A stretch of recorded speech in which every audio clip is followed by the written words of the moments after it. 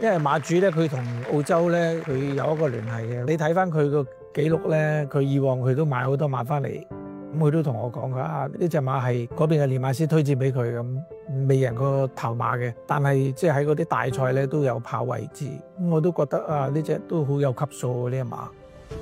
其實呢隻馬都算容易訓練嘅，因為佢係一隻好乖嘅馬嚟嘅，冇乜話脾氣啊，甚至乎神操啊各樣啊，佢都係好乖嘅啲馬。Cap Ferrar, he's gone through on the inside. My Wish drives. What a finish! It's a photo finish in the Derby.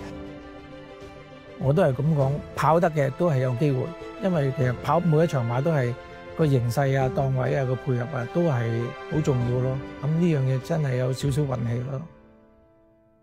平時佢都好乖巧嘅，即係佢都好定嘅，比平時啲馬仲易打理添。因為佢比較乖咁，有啲馬咧就佢有啲個性啊，就難照顧啲，呢隻就反而易照顧。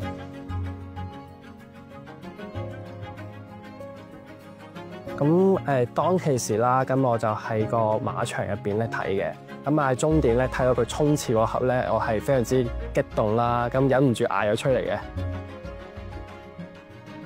上次喺馬場見到佢跑馬嘅時候咧，其實覺得佢好有衝勁啊，又跑得好快。但係今次現實見到佢原來係一隻好溫順嘅馬，都幾大反差。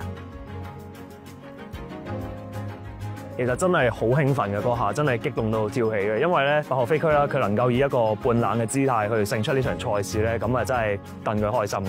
睇賽事嘅時候啦，都會覺得8號飛區，哇佢跑跑跳跳咁應該係好活躍嘅。但係親身嚟到馬房嘅時候，見到佢會行出嚟企定定，好乖嘅，甚至可以同我哋觀眾啦叫做互動下嘅。